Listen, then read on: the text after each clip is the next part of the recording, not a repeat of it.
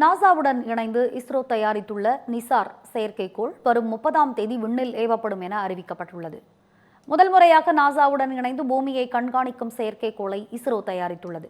இந்த செயற்கைக்கோள் ஒவ்வொரு 12 நாட்களுக்கும் முழு உலகத்தையும் ஸ்கேன் செய்து உயர் தெளிவு திறன், வானிலை, பகல் மற்றும் இரவின் தரவுகளை வழங்கும் எனவும், இதன் மூலம் பூமியின் மேற்பரப்பில் ஏற்படும் நுட்பமான மாற்றங்களை கூட கண்டறிய முடியும் எனவும் இஸ்ரோ தெரிவித்துள்ளது.